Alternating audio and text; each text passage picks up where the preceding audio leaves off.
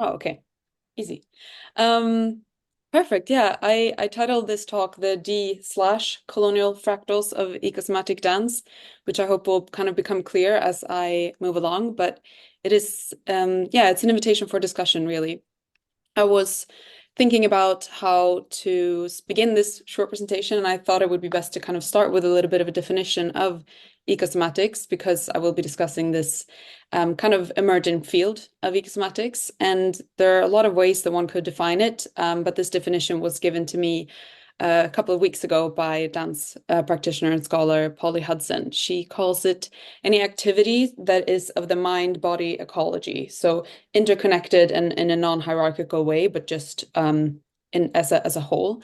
And I would take it further to say that it's not just activities, it's actually a type of orientation or a type of paradigm in which you can approach movement or dance or anything really. It's kind of a short way of suggesting that the way that we think and move are distinctly ecological, and in certain focused activities, this becomes more obvious.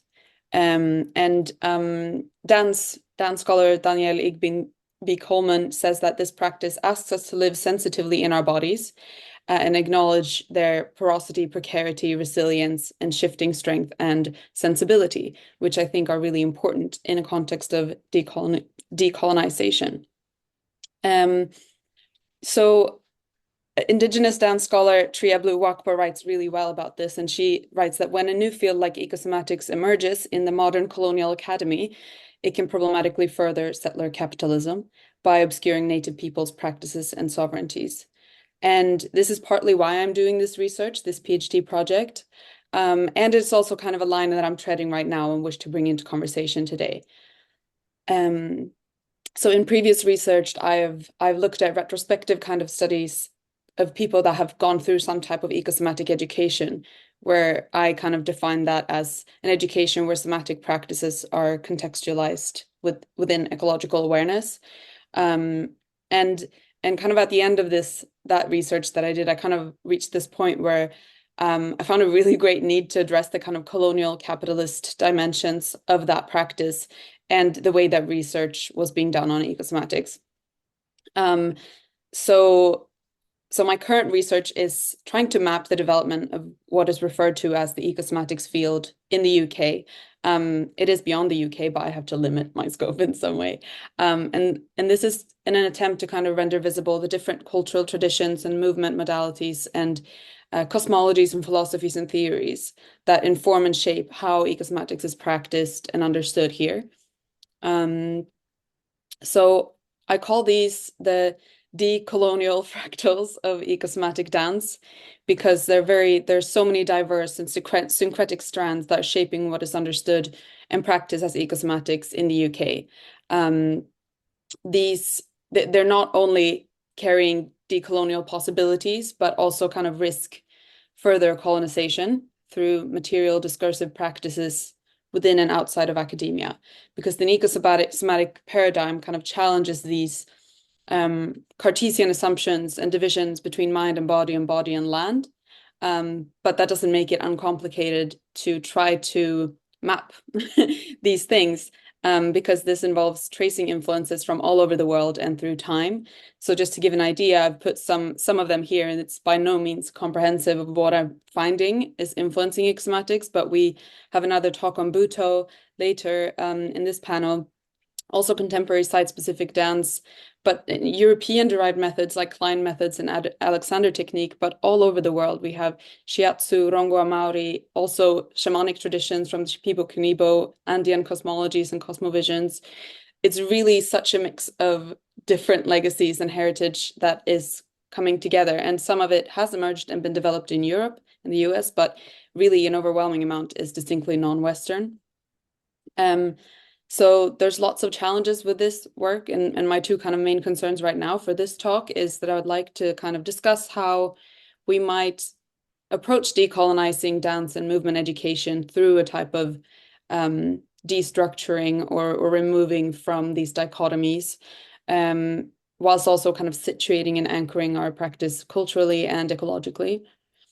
And I would also like to discuss the kind of tensions between recognizing indigenous knowledges and practices whilst also kind of braving ownership of one's own bodily experiences, regardless of heritage. And of course, this is coming from me as a researcher in the UK who's from Sweden. So the questions that I'm asking are, first, how might we embody ecosomatics as a methodology for decolonization within dance, without it necessarily then becoming just another framework or a placeless type of modern colonial academic term?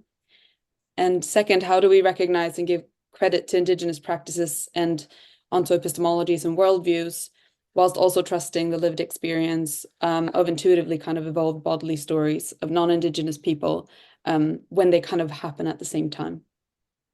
So I wonder if proposing ecosomatics as an orientation can be a method of accountability within dance research. And I put ecosomatics as a methodology, but not like that, because a methodology, I'm looking for a method where hierarchical and kind of technical frameworks maybe have less power and actually is more allowing for emergent learning to unfold, and an emergent learning that is sensitive to socio-ecological context and firsthand bodily knowledge. So I suggest that ecosomatics has a transdisciplinary relevance, and it might invite the body-centric education across fields, really beyond dance and performance studies, including such diverse areas of study and research like life sciences, of course, ecology, but also economy and business, media studies and communication studies, all of these different areas where the body is not really having a place at all, but of course it is there. And so, yeah, I recently listened to Aboriginal scholar and Australian activist Tyson Yunkaporta speak about taking seriously an orientation towards recovery rather than fixing in the context of decolonization and ecological justice, and in ecological healing. And I believe that such a recovery ties to my question around how to, as a Western researcher, honor and speak about and write about subjective body-place relations and experiences that don't conform to the colonial modern ways of understanding bodies or ecologies that I actually have been brought up in.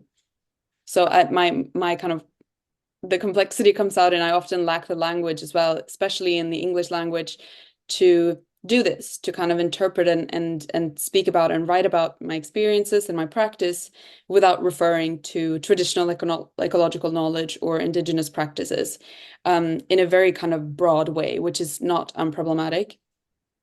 And so, yeah, I felt a sense of resonance when Yunkaporta also asked, how do animals know migration routes they have never individually experienced before? Or how does a woman intuitively recover a weaving technique that disappeared over a century ago? He continues to say that inspirational connections to unseen inner and outer worlds are central and part of Aboriginal knowledge transmission, and that this kind of connection, this inspirational connection, is interwoven with every single learning experience within First People knowledge production in Australia. And so I'm using this, I'm bringing in this quote because he's focusing on this learning experience aspect of the importance of inspirational connections and connecting in unseen inner and outer worlds within learning, which I think has implications for, of course, dance education. So I use these term fractals again to talk about the different the sides of the coin, I guess, or the risks and the possibilities with ecosomatics. And Mette scholar Zoe Todd, she really eloquently kind of criticizes this wide ontological turn that is currently happening in post-human and new materialist spaces, as it kind of consistently failing to recognize that these new ontologies of interconnectedness and relationality with people and land and spirituality they're not new at all, but they've existed since time immemorial for Indigenous peoples in so many places and in diverse ways. So, of course, acknowledging these different influences is so necessary. And yet I personally, as a Swedish person, I cannot claim that my understanding and the creative agency of my body in any given practice is necessarily like that of any other any Indigenous life world that I haven't lived. And I cannot say that I'm practicing indigenous dance either. That would, be appropriative and as Tria Blue Walkba also says. And I think that it would also indicate a flattening of these life worlds and worldviews and cosmovisions, because it would imply that I kind of think that they are knowable and expressible through theory and reading alone, which I do not, because I don't come from that cultural heritage. So these are kind of some of the threatening colonial fractals that when we're trying to acknowledge and recover through ecosomatics, that we risk also erasing or reducing, flattening, or appropriating.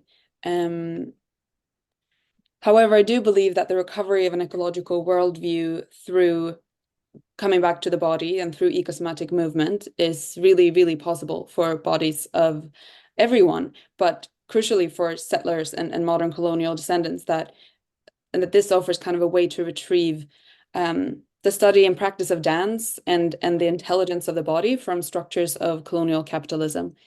And this is arguably the point, or this is also a term that Tria Blue Walkba uses, decolonial possibility of ecosomatics. There's a mythopoetic thinker and creator, Joshua Schrei. He puts it this way, that it is our task to recover ancestral sensory faculties, because these have been numbed in modern bodies for a long, long time and wreaked ecological havoc and social havoc in a very related way. So we must do this to cultivate what ecosomatic practitioner Minu Poleros terms visceral empathy, which is vital for ecological reciprocity. So she describes this as a capacity to discern the vitality of matter through our bodies, and presents it as a potential remedial practice to the increasing symptoms of environmental apathy. So these fractals show up in different ways in my project. I have different objectives, and on the one level, it's in the mapping of the field that I mentioned before, with kind of mapping being quite a colonial practice already. And then on the other level, it shows up in my practice-based research, in the kind of first-hand embodied research, in how I'm interpreting and contextualizing what is emerging from it. So I'm navigating the tensions between referencing cultures that are not my own, to speak about experiences that I'm having, and that may in fact be processes of recovering lost aspects of my own culture, kind of pre-modern culture. So there's the recovery, and there's so many strands coming in at the same time. And yeah, I wanted to bring attention as well, bring this quote in from Yonka Porta again. He's saying that true cultural change doesn't happen unilaterally, that cultural innovations occur in deep relationship between land, spirit, and groups of people. That's in a very ecosomatic way. And he says that a person of a high degree of traditional knowledge may find a song in a dream if they're profoundly connected to land, lore, spirit, and community, if they're connected to these sensory ancestral faculties. But crucially, that song must then be taken up by the people and modified gradually through many iterations before it becomes part of the culture. And the reason I'm including this quote is to also note the tensions within dance research and within dance and performance studies between the really, really important valuing of subjective and autoethnographic practice-based first-hand research, with also the responsibility to enable gradual iterations of those personal processes and bringing this first-hand research into community, throughout the dance community, but also beyond. So, and doing that without gripping to necessarily a set framework for that solidifies as what potentially ecosomatics has to be or is. So Joshua Schrei again says that in many places, syncretism, the blending of traditions, is welcomed, even if the histories that led to that syncretism are painful. And in these syncretic cauldrons, new traditions are born all the time. And I do believe that we very much are in a syncretic cauldron when it comes to this, and that we need to tend to ecosomatics and ecosomatic dance in a way that recognizes it as fluid and emergent and subjective, and continuing to anchor it in its expression in specific place-time histories. So yeah, I'm returning to, I know I'm aware of time, I'm returning to my questions that for a transdisciplinary decolonial dance education, how might we embody ecosomatics as a methodology for decolonizing dance or other education without it becoming a placeless modern colonial academic term, particularly because each expression of ecosomatic work is unique and it is place-based. And yet, the more we use this term and the more accepted it becomes, the more it will siphon what it is referring to into maybe something like a framework that then becomes limiting. And then in the case of mapping and embodied research, how do we recognize and give credit to Indigenous practices that are ecosomatic, whilst also trusting the lived experience of intuitively kind of evolved bodily stories of non-Indigenous people and researchers, particularly in this time marked by syncretism. Yeah, sorry if that was a little bit of a lot. Thank you. I'll stop there.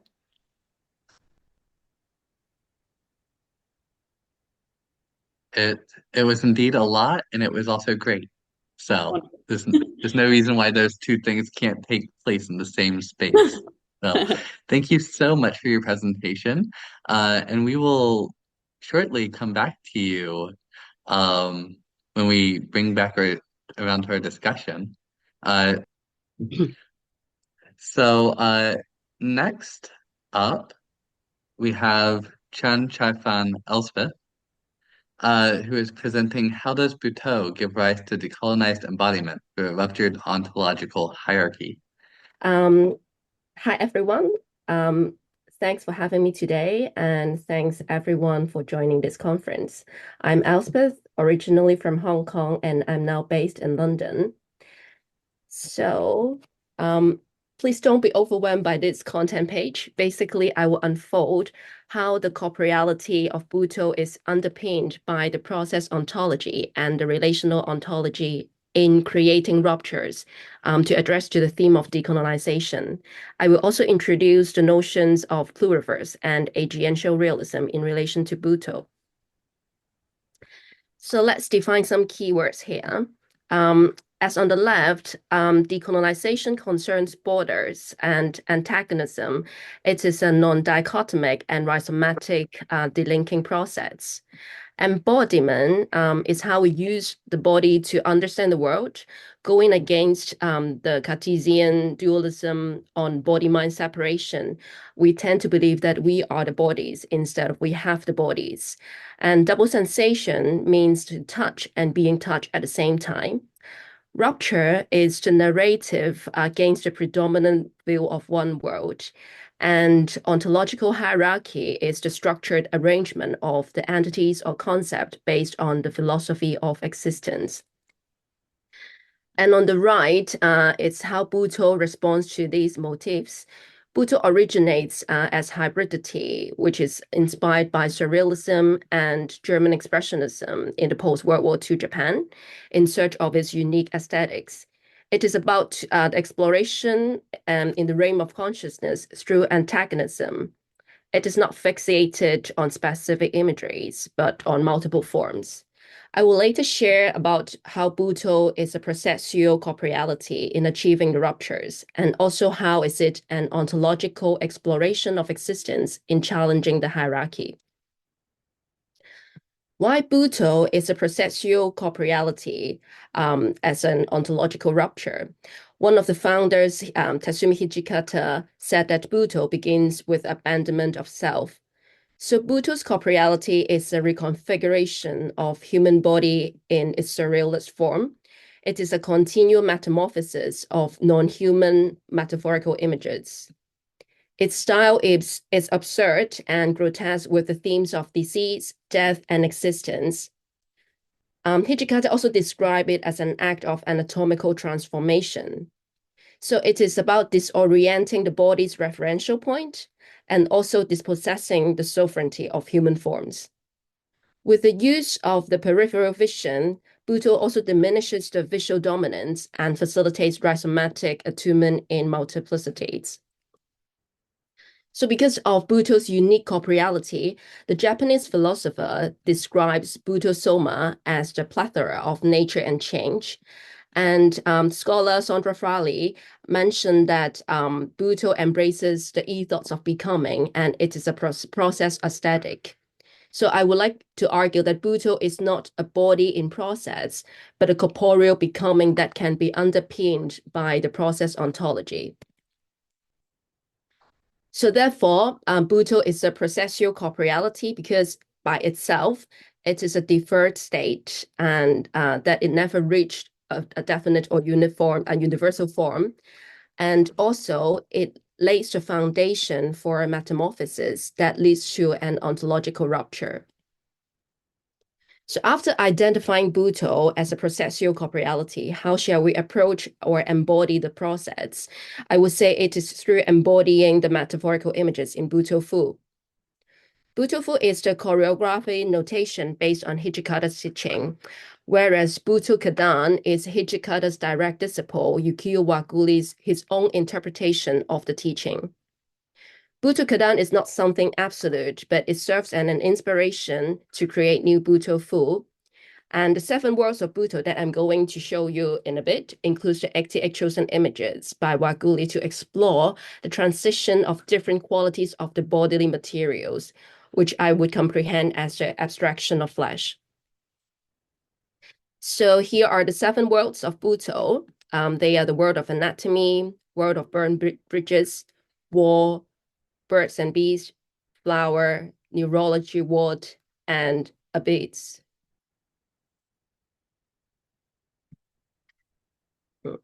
Let me try to, okay. So we can see how Waguli places the 7 worlds on the spectrum about the dryness and wetness, how heavy or how light is the material, from shapeless form to fixed form, and the body decomposing into particles, vanishing into the outer space. On the right, I would like to, let me see if I could, okay. Okay, on the right, I would like to show the process of transition. The first world of anatomy depicts the flesh as labyrinth or even a prison. In the world of war, the flesh is constructed and it is like the beehive of time and space. In the world of birds and beasts, it demonstrates the metamorphosis of materialistic quality. And in the 7th world, the body is like ghost and light in dialogue with the space. So Butoh is unlike creating a sculpture, but the flesh itself is the expression. Butoh is what actually protrudes from the flesh. And instead of an epistemological or an anthropocentric approach, Hijikata reinterpreted the societal crisis and injustice from an ontological revolt of the body perspective. So it underpins the decolonial potential of the flesh in Butoh. With reference to Merleau-Ponty and Singachuk, I would like to suggest that the abstraction of flesh is possible when thinking of it as an element. When it comes to enter into the composition, it becomes invisible. The flesh is also like a Mobius strip or a perceptible perceiving fabric with double sensations. The flesh of the world is different from the flesh of a human body because it is sensible, but it is not sentient. Therefore, the sentience of a human body provides the ground to abstractify the flesh into an element in pure death, which contains various qualities. Butoh is the quality that nested in the abstractive flesh and protrudes from it. Instead of unity, it creates rupture. So now imagine the sea surface is like the flesh of our skin and try to explore the different qualities. And how about abstractifying the flesh as an element? And how would you use your skin to create ruptures? So derived from the concept of the flesh of the world, the rupture of ontological hierarchy is also achieved by the essential concept of Ma in Butoh. So Ma actually originates from the Shinto Zen, referring to the in-betweenness that exists as the threshold of corporeal existence.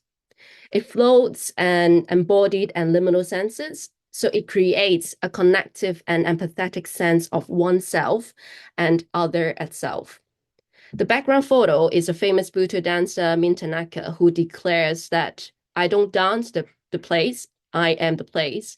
And this echoes with Merleau-Ponty's saying that our body is not primarily in space, it is of space. Before quoting Merleau-Ponty's experience, I would like to invite you to recall, do you have any experience of being immersed or even engulfed by the night or by the darkness? Merleau-Ponty writes that he feels his personal identity is destroyed and the perception of the outlines of the object is no longer valid. So I would like to draw your attention to the shift from a phenomenological lens to a relational ontological one, which I think is more important in the decolonial context. In the former framework, the ontological properties are deconstructed due to the imperceptible boundaries of the objects in relation to our bodies. It still focuses on the first-person perception derived from our human experiences and the property or outlines of the subject-object relationships.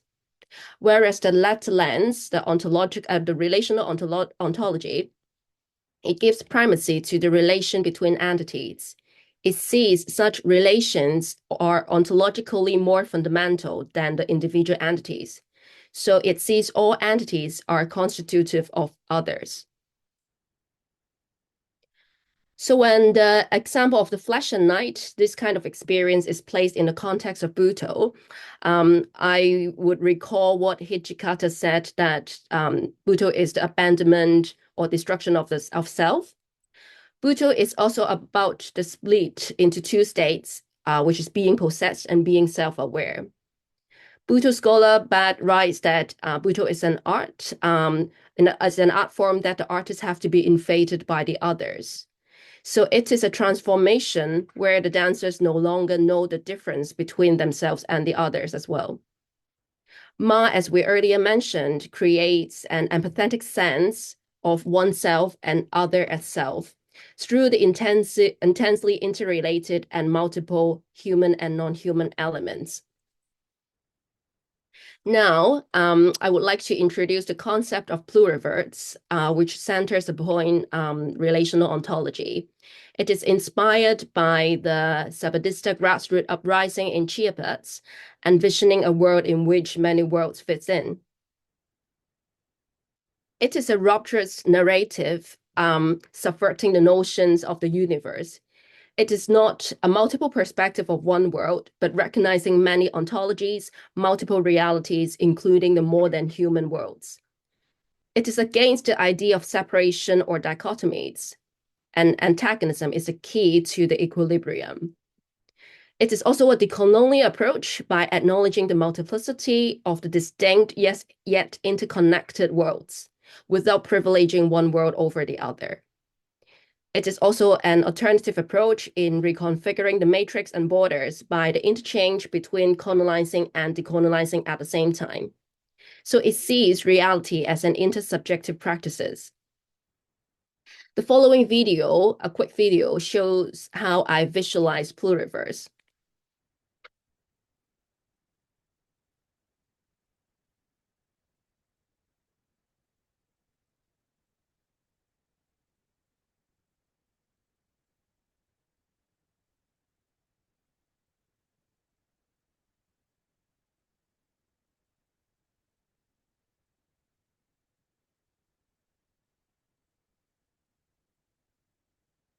So the decentralized trajectories of the multiple worlds in pluriverse resonate with how the different worlds of Butoh are organically interconnected, including the more than human worlds. Next is the concept related to relational ontology is called agential realism, a post-human performative framework initiated by Karen Barad. She proposed that the matter is not a fixed substance, but in its interactive becoming. It is not a thing, but a doing. The primary ontological unit is not an independent object, but phenomena, which is the ontological inseparability of the agentially interacting agencies. The ontologically primitive relations are relations without any pre-existing relator. It is contrary to our usual understanding of interaction, because interaction is the mutual constitution of entangled agencies. These agencies are distinct in the relational sense instead of an absolute sense. And these boundaries are enacted for meanings, but they are not inherited for separation. So this table shows how Butoh challenges the materiality of the body along with the concepts of pluriverse and agential realism. Pluriverse is against the Western belief of separation, seeing the multiple worlds as an intersubjective practice. So similarly, and the phenomenon in agential realism is the ontological inseparability of the interacting agencies. And these agencies, these agential cuts, are enacted but not inherited. Butoh body allows the invasion by the others, so it blurs the boundaries of self and others. Ma in particular denotes the intersubjectivity or even intercorporeality. And in terms of rebordering the corporeality, in the pluriversal setting, it is achieved by antagonistic entanglement, whereas the interaction in agential realism is through the pattern of differentiating and entangling. Butoh echoes this process through its processual corporeality that we mentioned at the beginning, in the two states of being possessed and being self-aware. A semi-wrap-up of Butoh as a decolonized embodiment through ontology, because first, through the process ontology, which is achieved by the abstraction of flesh, the non-human agencies are allowed to be brought into the ongoingly reconfiguring phenomenon in creating ruptures. Second, through relational ontology, Butoh is an example of ontological rupture, showing that there's no one truth but relationality as the fundamental principle of reality, thus rejecting the ontological hierarchy. How much time do I still have now so far? I think you might start closing. Yeah, please. Okay, so I'm going to skip this part then. But I will publish articles in near future, so just stay tuned. And for today, I'm just going to skip this part. So the conclusion, to sum up, is that Butoh may even decolonize the word decolonization because it emerges along the corporeal threshold in the multiple and rhizomatic process. The rupture is created through the corporeal and inseparable interaction in a colonizing and decolonizing pattern between self and others. And most importantly, it is without erasing the heterogeneity of others. And I think this applies to both the practice and dissemination of Butoh. I didn't cover the dissemination, which is about the mastery today, but I truly believe that the practice of Butoh, it's a kind of decolonized embodiment. So here's the references, and I would like to thank Akane, Amy, Rob, and Queen for listening and for translating the sharing for me. And then thank you for listening. So these are my contact details, and feel free to reach out if you want to further discuss. Thank you. Thank you very much, Chan. We're going to continue. We will get back to you as soon as the next presentation ends. We will continue with possible ballet as the colonial practice. This talk will be in English and Portuguese. So I welcome Silvia, Susanna, Wolff, Elisabete Monteiro, and Flavio Campos. Welcome to Dancing with Decolonization. So feel free to start whenever you're ready. Thank you. Eu vou começar. Todo mundo me escuta? Yes. Vou começar compartilhando um vídeo do processo que eu venho trabalhando com o Balé Possível e depois vou trazer algumas palavras sobre o que é essa proposta. Deixa eu compartilhar, me avisem se vai dar certo. Vamos ver.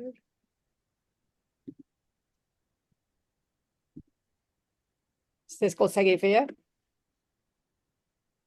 Sí, es importante compartir audio. É só, Susanna. só trilha sonora, Sim, sim. sim, sim. Ah, perfecto.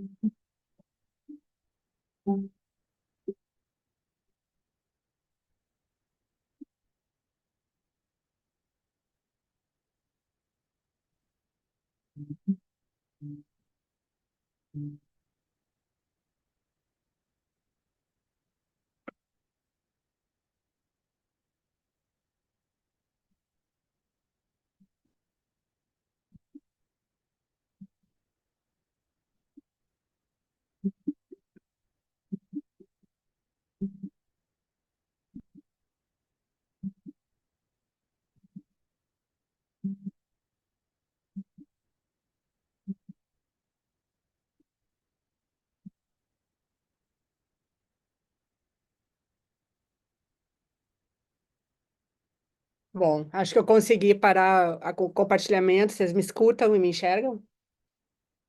Sim. Bom, eu vou falar um pouquinho, então, sobre o que tem sido isso que eu estou propondo, que se chama Balé Possível. Vou falar em português, depois acho que o Flávio e a Elisabete vão falar um pouquinho também em português, mas posso traduzir qualquer coisa que se faça necessário. Depois eu vou contar um pouquinho da minha experiência, então, com isso. Então, primeiro, obrigada a todos pela presença, obrigada pela oportunidade de compartilhar meu trabalho com vocês. O Balé Possível, ele resulta, então, de uma série de vivências minhas com o balé, desde a minha formação, a partir de um ensino bastante tradicional de balé em Porto Alegre, no sul do Brasil, que é a minha cidade de origem. E quando eu falo em ensino tradicional, eu me refiro àquela estética do belo, perfeito, ideal que acompanha esse ensino, né, nesse lugar. E o que para mim foi reforçado ainda por uma passagem pela Escola do American Ballet e a Escola do Joffrey Ballet, ambas em Nova York. E também, peraí, que só tem uma coisa aqui querendo que eu salve. Apareceu alguma mensagem aqui na minha tela, não sei se tem alguma coisa dos organizadores. Mas, enfim, então essa estética que a Anne Cooper Albert vai chamar de uma estética habilista para dança foi reforçada para mim por essa passagem nas instituições de ensino de Nova York que eu acabei de mencionar, e depois por uma atuação profissional na minha trajetória, quando dancei junto à Ópera de Berlim e ao Balé da Pensilvânia.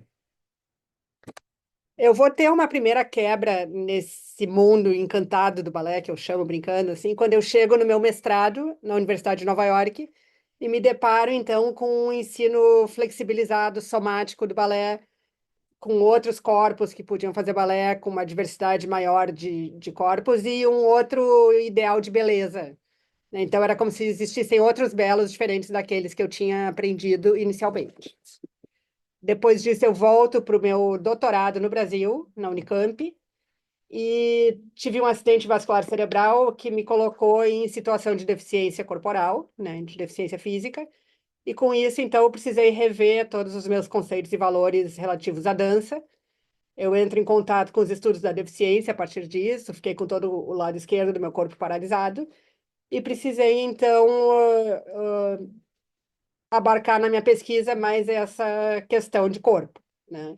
Eu, com isso, começo a trabalhar em projetos artísticos com elencos mistos de pessoas com e sem deficiências. Precisei, muitas vezes, adaptar aulas de balé para esses elencos. E, finalmente, quando eu chego em Santa Maria, na Universidade Federal, para dar aula de balé para os primeiros semestres do curso de dança bacharelado, eu me deparo com um grupo de alunos heterogêneo e que muitas vezes tinham indivíduos que nunca tinham feito balé na vida e outros que já tinham feito 8 anos, enfim, muitos anos nessa técnica. E percebi então que aqueles métodos tradicionais de ensino de balé não funcionavam com esse grupo.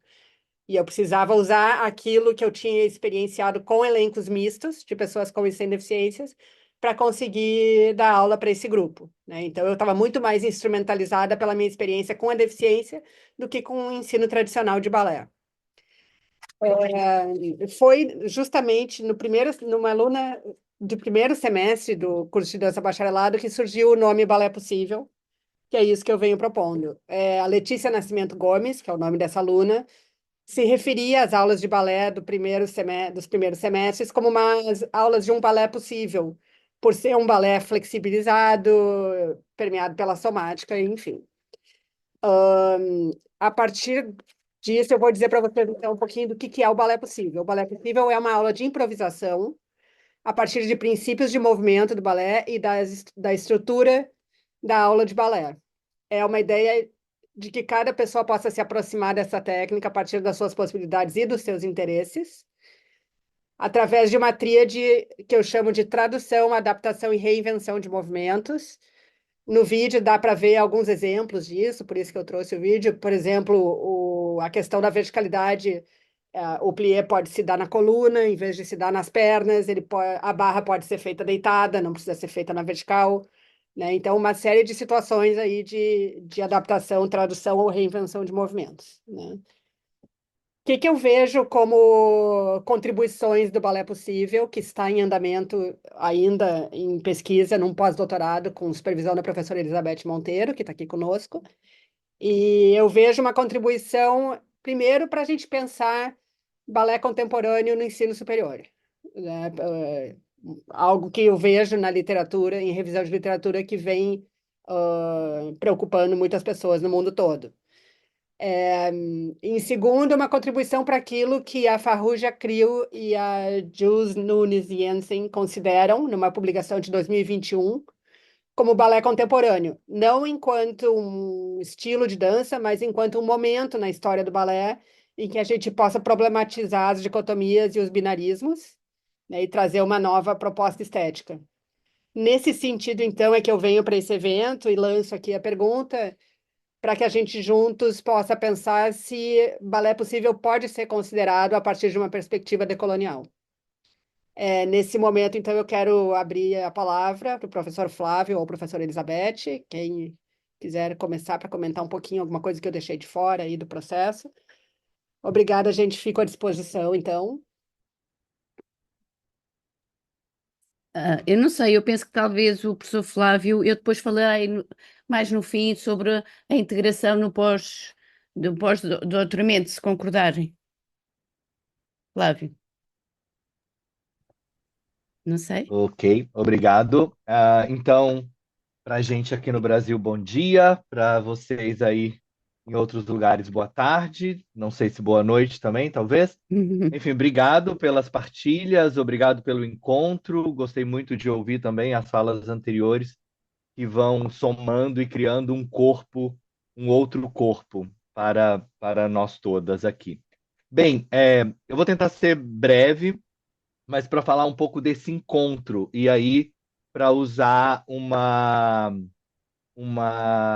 possibilidade, né, de falar de algo que me é caro, e são sobre as encruzilhadas, e as encruzilhadas como essa possibilidade de encontro com a Silvia. Esse encontro se dá quando eu ainda estava aqui, né, chegando na Universidade Federal de Santa Maria, e aí a Silvia corre para um abraço e me recebe, então, se apresentando e se colocando à disposição para esse diálogo. Eu trabalho mais especificamente com o que a gente aqui chama de danças do Brasil, numa interface de diálogo com as culturas populares, tradicionais e ancestrais, vindo de uma abordagem que sim transitou na formação também pelo balé e por alguns outros estilos, mas que faz esse foco e se agarra e se enraiza, né? Eu estou nesse lugar dessas danças tradicionais, desse diálogo com as danças tradicionais, questionando e trazendo a importância delas dentro do nosso contexto e para pensar essas outras formas, citando aqui também o grande Nego Bispo, um filósofo quilombola que nos deixou, né, que foi para a massa de origem no ano passado, mas que nos convida então a pensar não só desassociando as possibilidades de pensar o decolonial, mas nos colocando a possibilidade de pensar o contracolonial. Então, com a Silvia, eu encontro essa fricção entre as nossas práticas no entendimento de como podemos produzir juntas outros encontros e transformar cada vez mais e tornar cada vez mais possível esse diálogo. Então, eu vou falar um pouco mais desse processo, de que é encontrar com a Silvia dentro do trabalho de criação, para a gente pensar o Pena, né, que foi aqui mostrado um pouquinho desse processo, e aí nesse sentido de pensar como romper com algumas estruturas que vão sendo introjetadas e que por vezes vão sendo consolidadas e quase que colocadas como impossíveis de serem manipuladas. Então, o nosso diálogo no processo de criação ele vai nesse momento em que como que a gente pensa essa simetria, questionando a necessidade de ter uma simetria, questionando a necessidade de ter uma beleza, quando a gente percebe nas imagens, se vocês me permitem, sem falsa modéstia, como tem potência nas imagens que são mostradas e selecionadas pela Silvia, quando esse corpo dança, dança livremente, dança plenamente. Acho que eu vou encerrar por aqui, mas falando dessa possibilidade da encruzilhada e de como a gente pode ir construindo juntas outras possibilidades para dançar. E aí eu passo para a Elisabete, então. Obrigada, obrigada, e obrigado também aos anteriores, às anteriores comunicações que foram muito interessantes.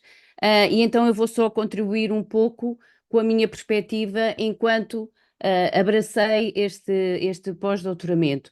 Eu sou professora na Faculdade de Motricidade Humana, e sou responsável pelo grupo de investigação. E esta área que a Silvia propôs enquadra-se um pouco na nossa linha que tem a ver, de investigação, que tem a ver com dança, educação, inclusão e artivismo. E foi com bastante entusiasmo que abracei esta supervisão, este trabalho conjunto com a Silvia e agora nesta comunicação também com o Flávio, porque de facto o que me interessa ou o que nos interessa, e que portanto vem de encontro àquilo que é a nossa preocupação, é que o olhar colonial é uma limitação das potencialidades do corpo. E não é isso que nós pretendemos, porque isso, no fundo, sublinha a materialização da norma social do corpo, categorizado como normal, capaz, perfeito. E não é isso que nos importa. O que importa é libertar e promover singularidades e a garantia de direitos. E, portanto, enquanto essencialmente da área da educação e com grande interesse nesta investigação e com toda a potencialidade, ainda para mais, porque sou professora de composição e improvisação coreográfica, mas também de técnica de dança, vejo toda a adequação desta linha que penso que, sendo professora do ensino superior e também tendo alunos com capacidades dispares, estudantes de dança, capacidades muito diferentes relativamente à sua prática, e também acentuando que os cursos de dança promovem, ou seja, há várias profissões da dança e, portanto, nós devemos saber dar resposta a toda essa diversidade e toda essa pluralidade que eu quero promover. Não vou dizer mais, agradeço todo o nosso conjunto, que fomos um trio maravilha. Muito obrigada, meus queridos colegas. It's all. Thank you. Muchísimas gracias. Obrigado. I don't speak Portuguese, but I'm so glad that I have this app and I could follow everything that you said. So right now we're going to start with the panel itself. So I invite Chan. I also, I'm sorry, something's happened. I invite the people here in this panel. Esther, are you there? Yes, Yeah. So I'm gonna put you here also. So first, I want to thank you all for this great panel. And one thing that I want to pop in as a question for you to answer is that we just had Ecosomatics, we have Butoh, and we have this decolonized ballet with a very different point of view, because it's another type of body. I mean, you have body that has disabilities, you have bodies that maybe in terms of indigenous dancing, as Esther was saying, or in terms of Butoh, it would be also a different type of body. So I would like to ask you, what is your point of view in terms of decolonizing, to think about other bodies, accepted or not? And how could you think that we can teach these professors, these dance professors that are having, I mean, I don't know, they're teaching Butoh, they're teaching or giving this indigenous dancing to other children maybe, and how to work with professors to have this decolonized point of view. So Esther, do you want to start? Yeah, absolutely. I was struck by, I mean, originally I felt like there were really different types of talks, but there's a lot of overlap. And I think particularly like one of them being this idea of a body that we don't normally see in dance research or in dance as being, it could be a disabled body, but it could also be underrepresented bodies in other ways.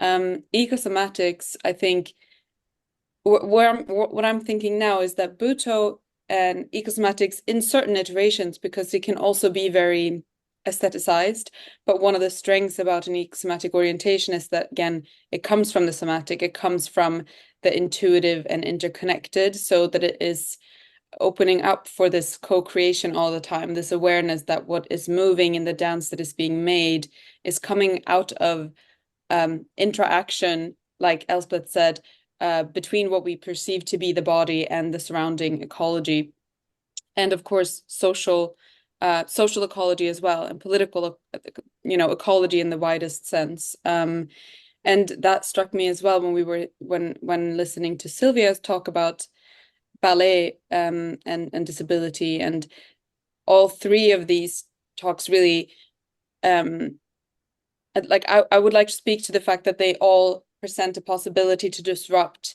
the focus within dance on an aesthetic ideal or an aesthetic outcome, and that it is more about an exploration and a way of coming home to actually what is. So for what I understood from Elspeth's talk was this abstraction of the flesh and this kind of, I know in Butoh you work a lot with kind of emptying, of just becoming transparent to what is moving through you. And I think ecosomatics actually shows up as a term in literature studies sometimes, very much overlapping with disability studies and eco-criticism. So actually as a lens through which to understand the body, like transcorporeality. So it becomes a political thing as well to talk about what is an able body, what is a disabled body, and what is disabling it. Is it the structures that we have, the expectations that we have, or is it something, inherent? Ideally, I think that all of these Butoh and ecosomatic orientation and this type of decolonial ballet orientation, decolonial orientation to classical dance, they're all opening up, trying to disrupt what we perceive to be a functioning, self-contained, boundaried body that actually is always a co-construction with what is going on around us. So that it brings in this participation that is beyond function and beyond being fixed. I don't know if that really answers, but this was just what's coming up, seeing different lines of resonance. It was amazing. Actually, that was what I was looking for, because as you said earlier, it seems to be three different topics, three different things that had nothing to do with, but you answered very well. So Chan, is it Chan or is it Elspeth? I'm sorry. That's fine. Chan is my surname. You could. Oh, okay. Elspeth. Yeah. Okay, Elspeth, go ahead.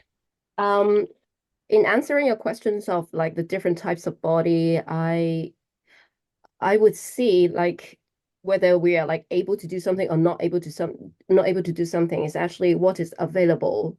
I think it's a matter of trying to dig out what is available in our bodies, which is so different in everybody's body. And so I would recall my experience when I attend an intensive workshop, Butoh workshop in Sapporo a few years ago. So the Butoh dancer and also clinical psychologist, Ito-san, Ita Morita, during the workshop, he talked about how shall we like generate creative movements. And he also talked about maybe from people with diverse abilities, for example, the disabled, like physically disabled people, if they want to grab something, they couldn't use their hands. So they would use other methods, other, approaches or gestures to pick up a mug or a glass of water. So it is about finding what is available in our body to find the so-called trajectory, and thus discovering what we can do. Maybe the ultimate goal is the same, but it is about, the process of finding the different ways or trajectories to do or to reach, certain gestures or, postures. And when it comes to ballet, I think there is also like a more somatic stream of ballet as well. So it is a matter of coming back to like ecosomatics or somatics in general. And it is about kind of pushing the boundary of what is hierarchy. Because if we think about hierarchy, it's, what is beauty or so-called beautiful bodies at the top of the hierarchy, then it is about, reconstructing that hierarchy in that sense.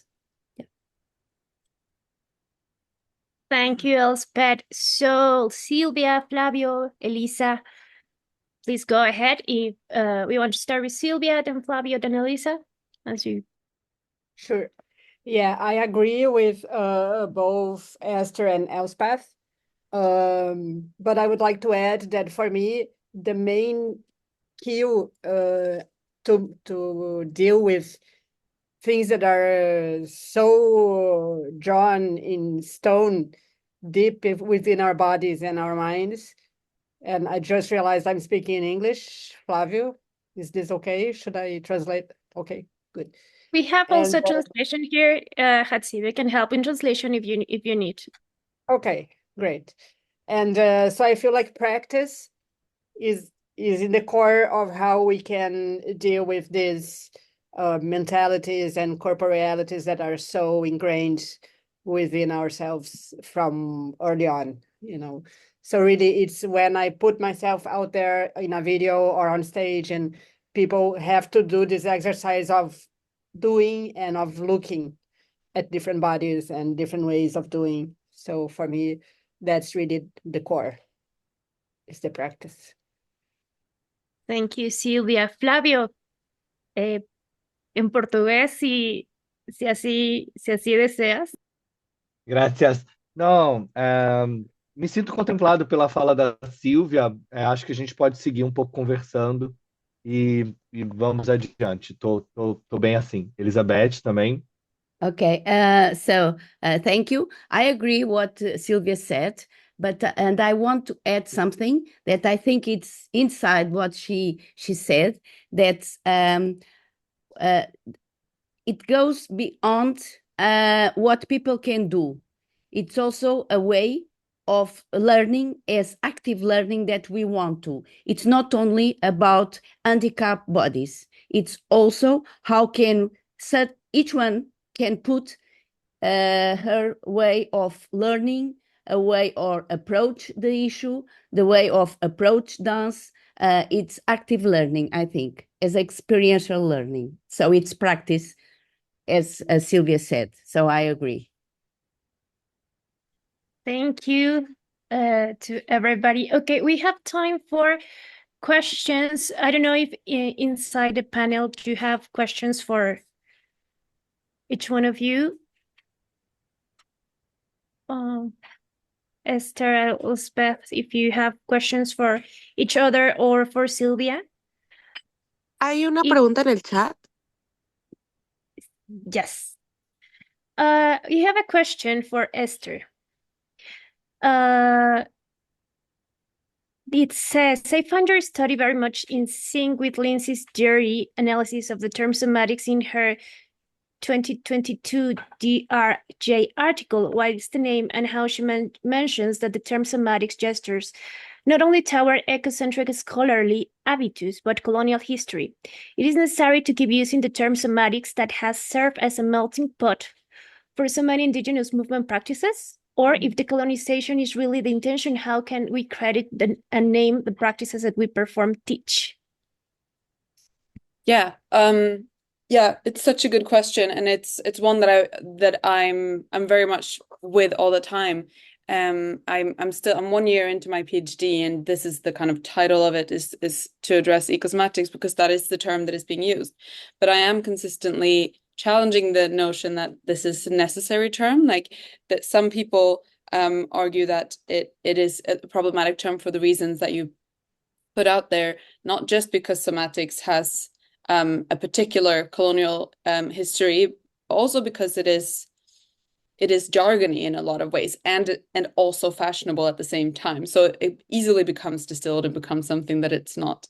But at the same time, we do lack terminology in a lot of countries in Europe, especially in academia, to talk about these transcorporeal realities and these other types of ways of experiencing and thinking and interpreting, so and understanding the world. So I think that there's the trade-off between could it serve a purpose to be kind of an opening, like a door, and then you can go in and understand and kind of detangle it once you're through. And then on the other hand, if it is a damaging and reductive name, are there alternative names that we can use? I was just talking to Vicky Hunter, also dance researcher, the other day, and she coined the term site-based body practice, which is much less jargony, but it is also kind of yeah, ecosomatics as a paradigm, it opens up a lot of things, I think, but it is not unproblematic. And the whole thing about it, as soon as you put a name, it's not just that it's connected to somatics, it's that as soon as you put a name on it, people start thinking that we can define this in one way. And there is, for example, in somatics, we have like body-mind centering or Skinner release technique or something like that, and you can only teach it or do it in this very particular way, and it is, you need to get that certification, and that is it, and so it is gate kept in a very particular way. So for ecosomatics to have a term that it is like it is an issue, because then immediately we start thinking that these things are ecosomatics and these things are not, when it's got to do with this way of understanding the world, really. So I think it's a very good question. I think it's difficult, and I'm not sure yet where I stand on it. But it's worth considering the way that language can open up people that might be completely unfamiliar with anything even remotely somatic in the first place, but also ecological. So yeah, something to think about. Do we have another question? Tenemos otra pregunta. I have two questions, one for Elspeth and one for the other team. The first is how for Elspeth, in terms of decolonizing with this pluri-universe, it was very interesting that you quoted the Zapatista way of thinking, because it's the second time that I hear it in terms of critical theory.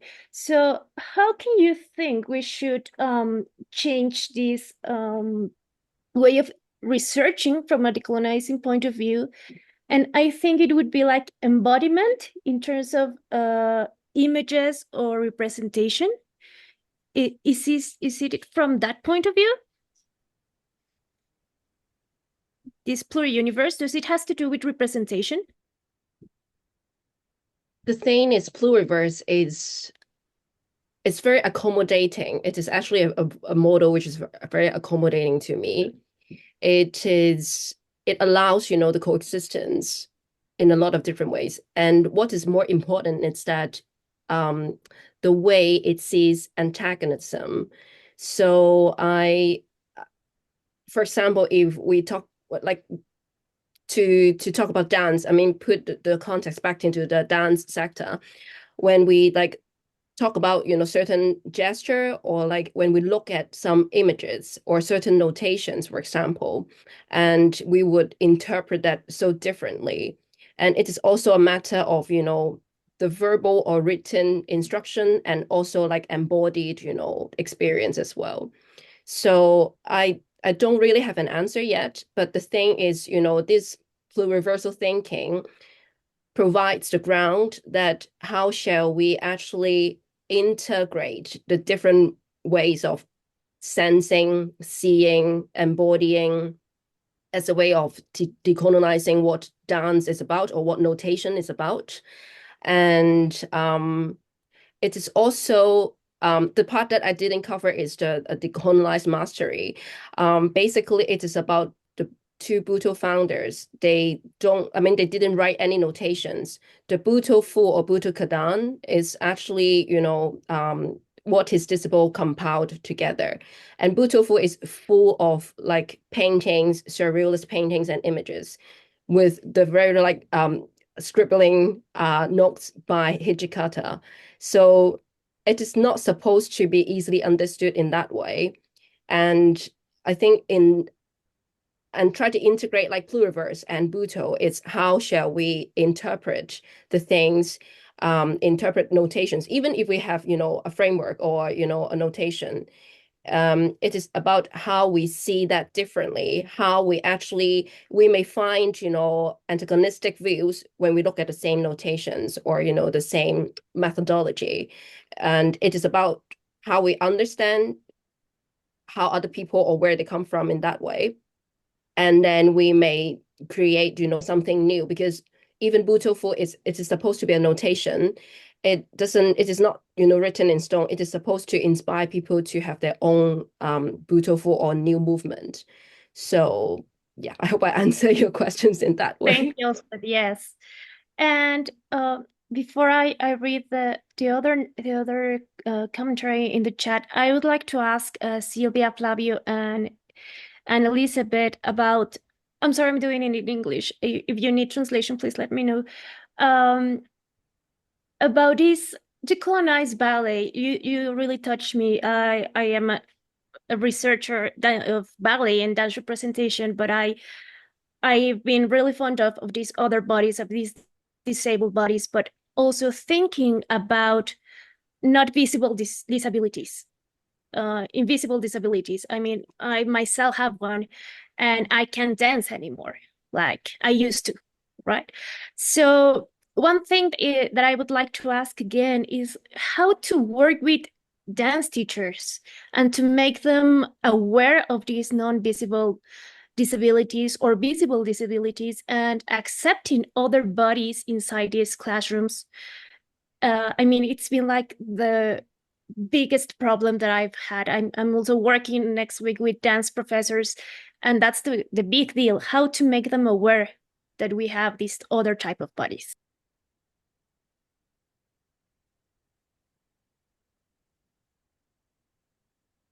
Vou eu? See, Okay. I think that's a very tough point, because even if I tell you for myself, I've been reading about this and researching this, and I've lived through this, being included, and then suddenly from one day to the other being excluded from this type of dance and having to find my way back in, and still I realized that when I'm teaching, yesterday I was teaching a workshop about a possible ballet workshop here, and suddenly someone was doing something within the code and my eye went to them and I felt this urge to correct something and it's like, okay, there is not supposed to be right or wrong. There is not supposed to be a code. We're just exploring why is my mind bringing this back to me again. So it's really, we say in Portuguese, trabalho de formiguinhas. It's a little ant's job. You have to do little by little, day by day. Putting professors in a place where they have to find other strategies, I find can help, which is what happened to me when I arrived in Santa Maria, and suddenly what I knew of how to teach ballet didn't work with this group. They have a different way of learning, and even a year ago, I think I was writing about this to Elisabete, about how even though my students in the university are not disabled visibly, they have learning differences. Maybe they're not as fast. Maybe the code is too new for them. Maybe some of them can memorize and others can't. And I have to find a way to deal with this whole range. So again, I'm going to go back to the practice. Maybe they have to be in a situation where they realize, okay, this is just not going to work if I go like this. I have to find a different way. I don't know if I'm being too little optimistic. It's great. Yeah, Elisabete, go. I don't know if Flavio wants to talk. Go ahead. Okay. Okay, so I agree with Silvia. I just add that, of course, teachers has to have sensibility and be able to look and see, to be aware. But I think not the magic thing, but the important thing is to think as to work with different bodies, with different students, whatever they have some handicap or not. They have to think as an expanded experience, not a limit for it. So how can I expand the experience? How can I see what I have in front of me? And it's not a border, it's not a limit. It's a landscape where I try to work with principles, dance principles, movement principles, with concepts.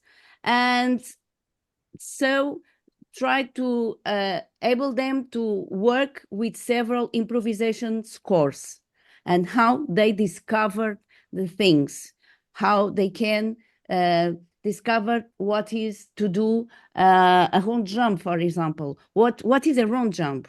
Not to think, oh, I know how to do a round jump. No, what can I, with several parts of my body, what's the principle of the round jump? How can I dig and search for it? That's my advice. I don't know. It's what I think. Thank you. Flavio, Yes. you can do it in Portuguese, don't worry. Yeah, okay, it's okay. Quando eu cheguei, quando eu estava me organizando para chegar em Santa Maria, um grande amigo me deu um presente, uma informação muito importante. Sim, nós temos aí um padrão, como a Silvia traz na apresentação dela, né? A gente tem uma tradição de formação e ainda, né, por mais que a gente já tenha discutido e a gente já tenha caminhado bastante sobre essa pluralidade de possibilidades para dançar hoje, e é importante destacar que estou falando do Brasil, né? E acredito que, de certa forma, a gente compartilha isso também com outros lugares do mundo, com as outras formações do mundo. O balé ainda tem uma presença muito, muito forte, né? Pela sua estrutura, pela sua organização de formação.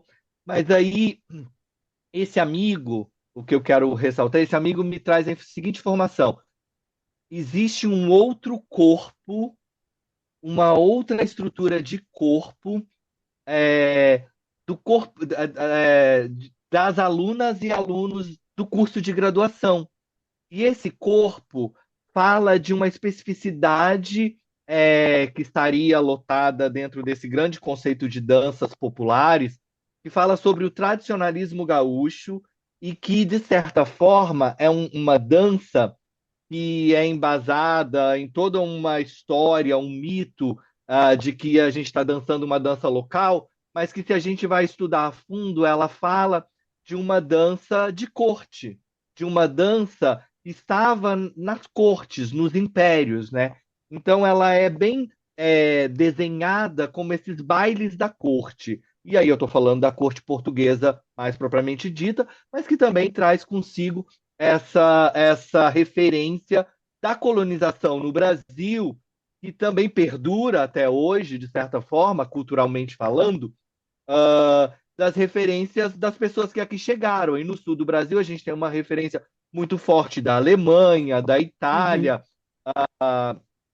E aí ele me faz esse alerta que as escolas que formaram esses corpos não eram as escolas conhecidas do balé clássico, mas sim as escolas desses grandes espaços comunitários de congregação que fazem essa dança que traz um peso dentro da cultura do Estado. E isso me traz, então, uma iluminação, um insight em como chegar, e que tem muito a ver com a forma com que eu trabalho, com a metodologia que eu trabalho para pensar essa dança na interface e na relação com essas culturas tradicionais. E daí eu volto na minha fala inicial, que aí a primeira pessoa a me receber é a Silvia, que traz toda essa história, toda essa bagagem, e que vai me mostrar toda uma possibilidade de como é que a gente faz para seguir dançando esse balé, e seguir dançando plenamente esse balé, com este corpo que eu tenho agora, mas também com uma idealização e com uma projeção desse corpo que dançava antes do AVC, com um desejo de manter a potência desse corpo. E aí vem no lugar do sensível e da possibilidade de produzir estesias a partir do corpo real. E daí, nesse sentido, foi muito bacana ouvir a Elspeth também falando desse contexto que ela nos apresenta, que me fez fazer essa relação com qual é o nosso corpo real e não o corpo ideal.